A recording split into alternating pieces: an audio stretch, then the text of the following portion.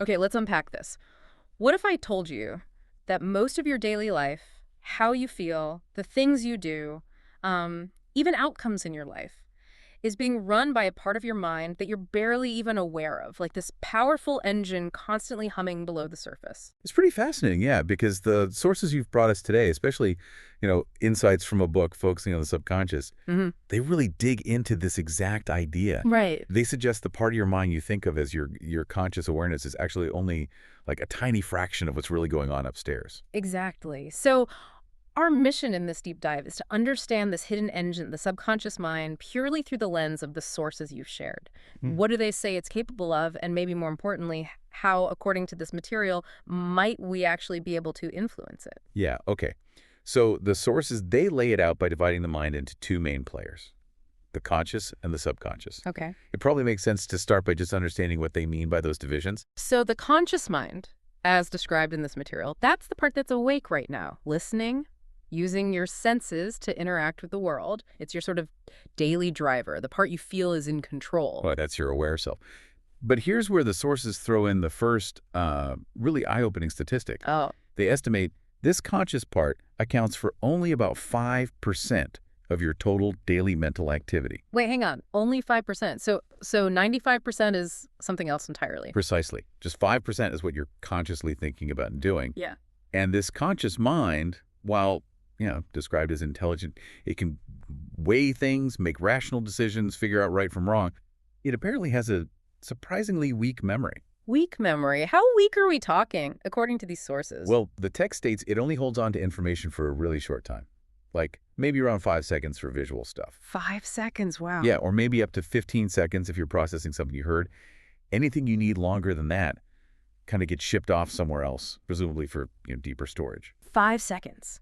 That's less time than it takes to read a sentence. It's incredibly transient then. And kind of adding to this picture, the conscious mind is also described as being weak in terms of its power to create change. Weak how?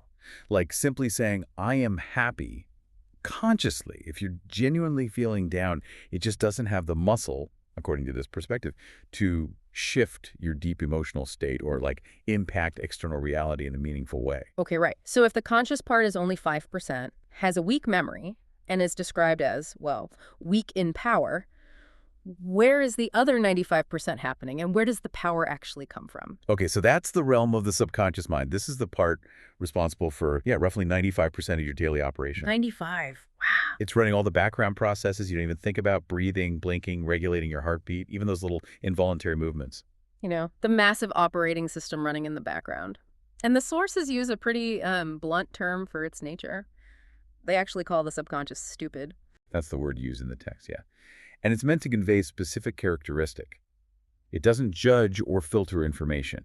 Okay. It doesn't sit there and analyze if something is right or wrong, good for you or bad for you. It just accepts the information it receives as truth. It's completely uncritical. So it's like a total dummy, but with the perfect memory. That's quite a combination. That's one way to put it. While it lacks judgment, the source really emphasizes it has an iron memory. This is kind of mind-boggling. How so? Apparently, everything you've ever experienced through your 5 senses, every sight, sound, smell, taste, and feeling is stored here. Every language you've ever heard, every voice, every face, every place you've been, it's all recorded. Every single thing, even stuff I have absolutely zero conscious recollection of. According to this material, yes. Yeah. Your conscious mind might not have access to it, but it's locked away in the subconscious vault. Huh. And this uncritical, all-recording, iron-memoried part of your mind is described as incredibly powerful. It's capable of influencing your psychological state, your physical body, and yes, according to these sources, even your external circumstances. That's a pretty dramatic claim. Okay, so this powerful, non-judgmental mind vault, where do the sources say this starts causing problems for us? Well, they point to the subconscious as the root source for many common psychological struggles, things like phobias, obsessions, persistent anxiety, and stress. How does that connection work exactly? The sources frame intense emotions like fear or sadness, not just as feelings, but as ideas. Ideas. Yeah, ideas. And if these ideas get repeatedly impressed upon the subconscious, they become incredibly strong, leading to these powerful physical and psychological reactions. because the subconscious simply accepts what it's given, right? Right? That doesn't judge. So it adopts these negative ideas just as easily as positive ones. So a really deeply held fear isn't just a reaction in the moment. It's a powerful idea the subconscious is completely bought into. That's the model presented, yes. And the influence isn't just confined to your thoughts. The source highlights the subconscious's influence on the physical body, too. Physical. Yeah, a striking example they give is false pregnancy, or pseudosciasis, Oh, right. where a woman's intense belief in being pregnant, held in the subconscious, can actually cause her body to manifest physical symptoms almost identical to pregnancy. Actual physical changes from just a belief? That really underscores the kind of power they're describing here. It does. The source also lists other examples, like certain allergies, maybe unexplained shortness of breath. And it even goes so far as to suggest the possibility of subconscious influence extending, kind of alarmingly, to one's very life force, potentially even death. Wow. Okay. And then there's this idea that the subconscious can influence external circumstances. And for many people, that starts crossing into the realm of something that sounds, well, a bit like magic or wishful thinking, doesn't it? Yeah, and the source is actually quite specific here. It's careful to say this isn't about magic or superstition like, carrying charms or something. Okay. The explanation provided is that the subconscious influences external reality by influencing your actions, your attitude, your approach to the world, Yeah. all based on its deeply held beliefs. Ah, okay. And those changes in you then shape your circumstances. Ah, I see. So it's influencing the operator, which in turn affects the operation. That makes more sense. Exactly. Think about the comparison the source draws.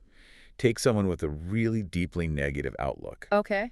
Their subconscious accepts the idea that life is hard, the future is bleak, they can't succeed.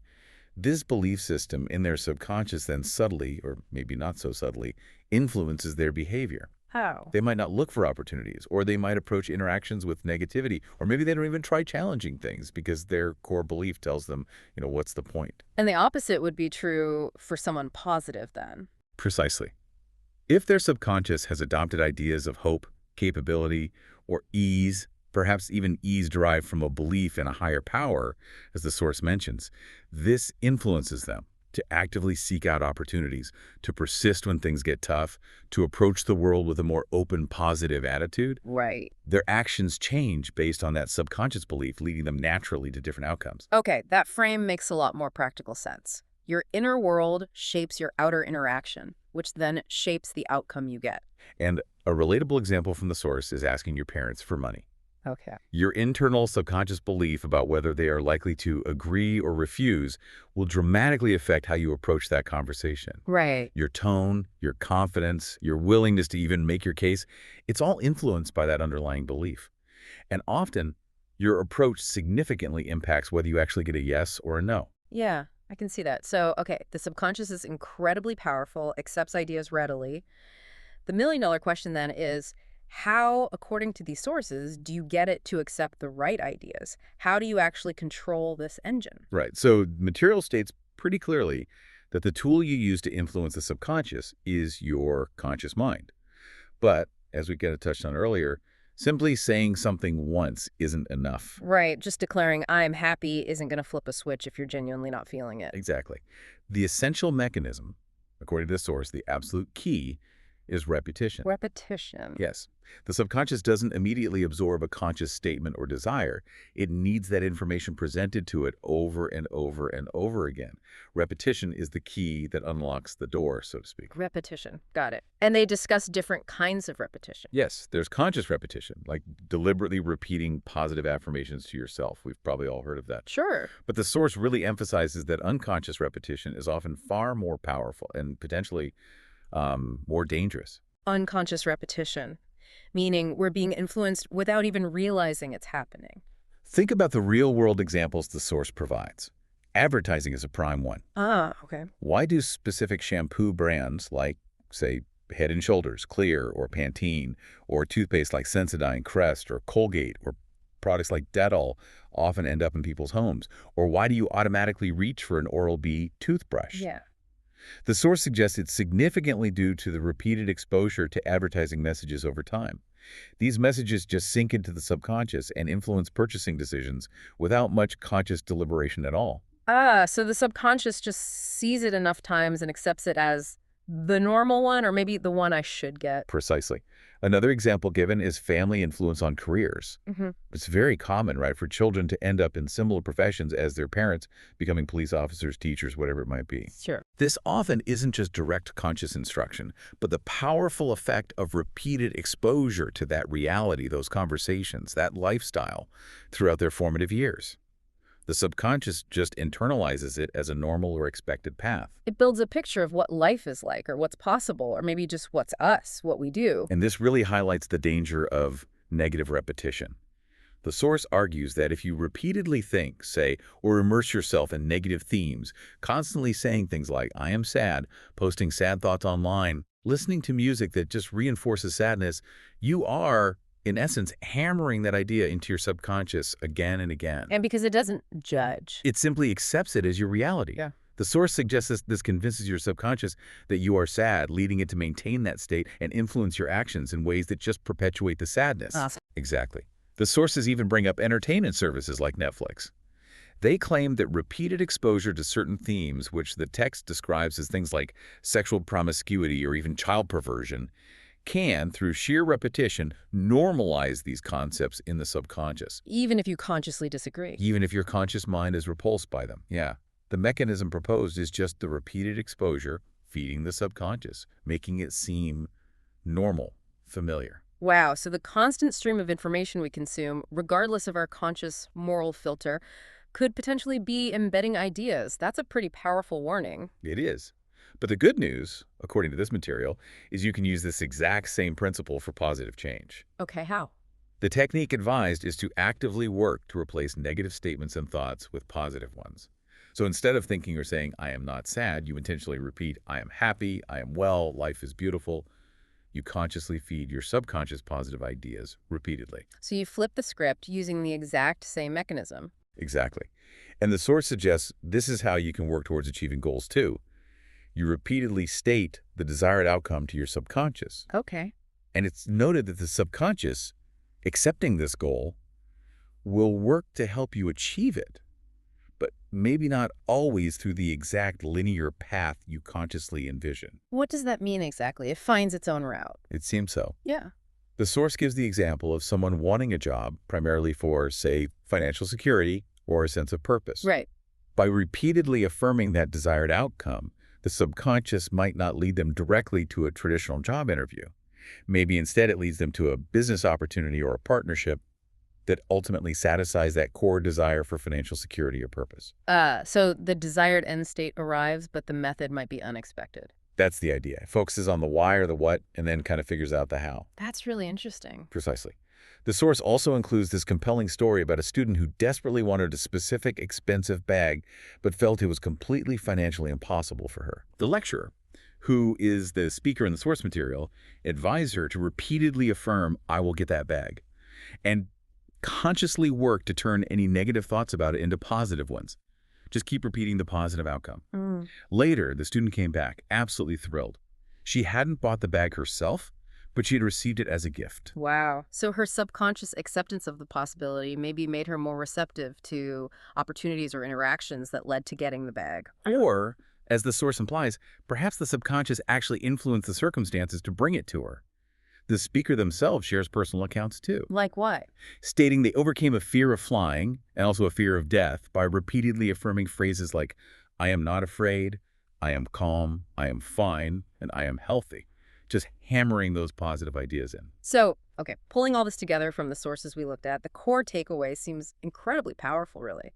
The key to influencing your internal state, your actions, and potentially even the circumstances around you, it all hinges on understanding and deliberately using this power of repetition. Yeah, it seems the ideas and statements you expose your subconscious to repeatedly, whether you're consciously doing it or it's happening unconsciously, through your environment, your media, whatever those ideas, become its truth. And that deeply embedded truth is then what gets reflected back in your experience, your feelings, and ultimately your behavior. It really suggests that much of what we consider our fixed reality might actually just be the result of deeply ingrained, perhaps even unintended programming running on repeat in the background. Which leaves us with a pretty powerful thought to ponder, doesn't it? based on this material, consider your current reality. How much of how you feel day to day, the situations you find yourself in, maybe even the things you possess or the path you're currently on, Yeah. how much of that could be a direct result of ideas that your subconscious has already adopted through repetition, perhaps without you ever consciously choosing them in the first place? What ideas are running on repeat for you right now?